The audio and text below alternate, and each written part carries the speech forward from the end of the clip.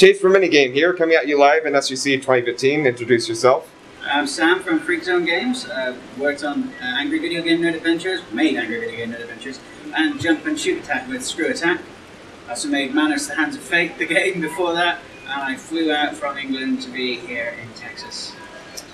And how did your relationship with ScrewAttack start? Have you been making games prior to ScrewAttack? Yeah, so I started making games when I was a kid, actually. I did on the side, you know. I made one called Freddy the Frog when I was about 13. And I used to put games on the internet for free. Some people even remember those. I had a few fans at the time. I met a few people at these cons which remember those. I did a Mario versus Sonic and a few fan games. And then what it was years later, I was doing graphic design, and it was like, it wasn't going too well. It was okay, but not put a lot of value in your work and stuff. And this whole indie gaming resurgence kind of happened, you know, with Braid and everything like that, and iOS and things. And I just thought, hey, maybe I could do that, you know, I'll do that for real.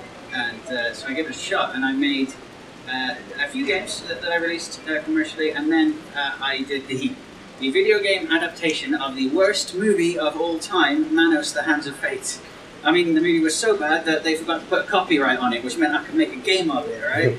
And so I did that, and when I ported that to PC, I wanted to get some coverage, and I thought, well, who do I want to go to first for coverage? Well, I want to go to my boys at ScrewAttack, right? You know, and so I sent the game well, I contacted ScrewAttack and said, how much for some advertising for my indie game? And Stuttering Craig responded and just said, hey, you don't have to pay us for your indie game, man. We'll do you a review. And they did a review.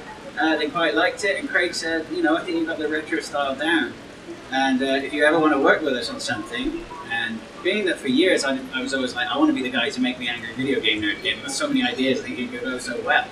And in making Beddoes, which was very retro style, I felt that I had what I needed to make it.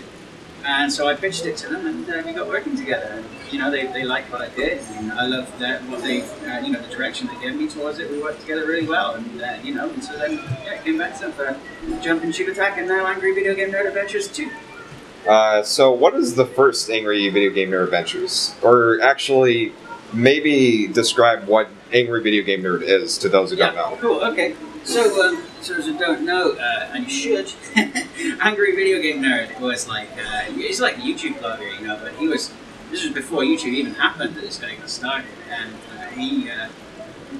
he would take, you know, those those old games, those old NES games that you remember from your childhood, that you remember picking up one weekend and just hating, and having spent all your money on it, and he would just do these foul-mouthed reviews of them, which would often turn into like a little mini-movie.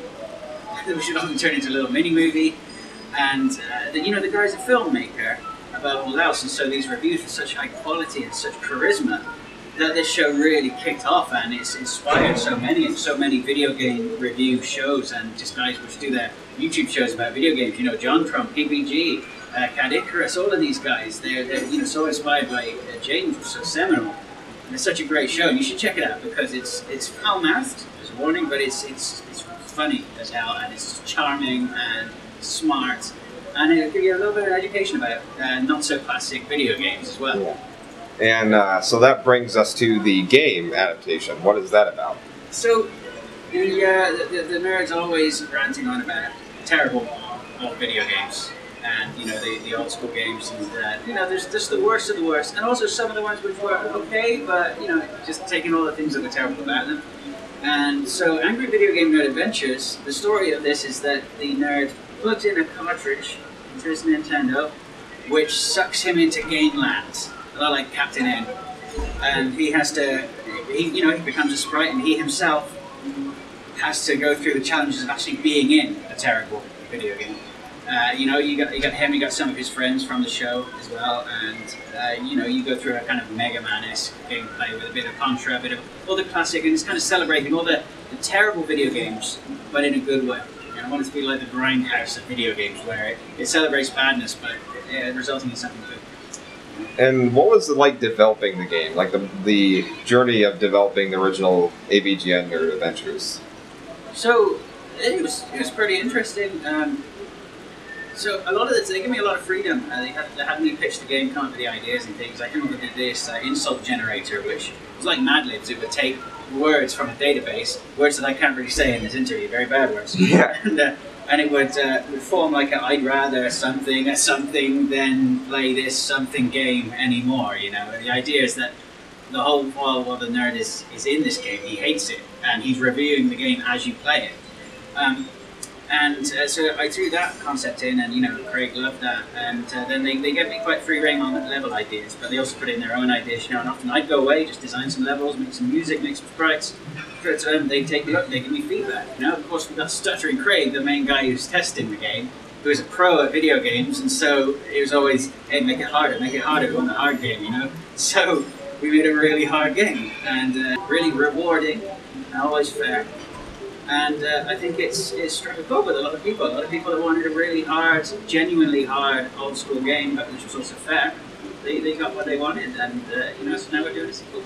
And what was the challenge to developing the AVGN Nerd Adventures? So, it was a challenge making sure all the the fans of the nerd got what they wanted out of the game. There are a lot of things in the show, and Craig said from the beginning, we definitely want to have.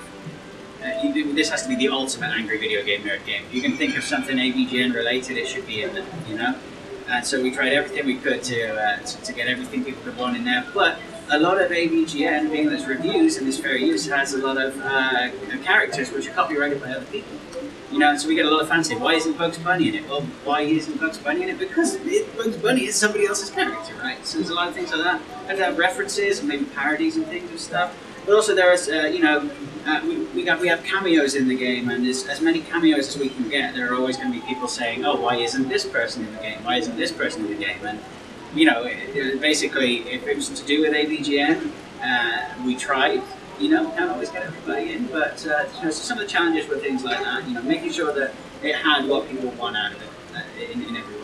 Have you tried, going into the subject of, copyright material, have you tried, replacing them with, parody of those copyright? Yes, there are a few parodies in the game, and the sequel, AVGN 2, will have more parodies as well. So there were 1 or 2 parodies in there.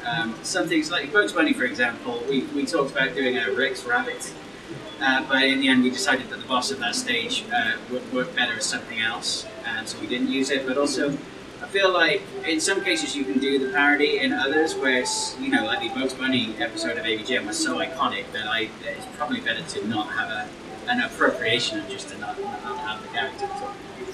And speaking of AVGN, has Jame Roth that actually tried your game? Jame Roth. What did he think about it? Yes, sir. He liked it a lot. He did his own AVGN review of it. Which you can find on his, there's an AVGN episode on the AVGN game, which is worth taking a look at. James gave us a lot of feedback early on. We got on Skype with him. He was very busy working on the movie, but he had some input, as did Mike Matei, who's kind of the partner in crime of the AVGN series. But yeah, we had Skype calls with him and stuff, so he was involved, and he had to, approve of the game as well. Yeah, he enjoyed it a lot. The sequel, we have more involvement from the crew of Cinemassacre. We have more correspondence with Mike and James, so we get a little more in there.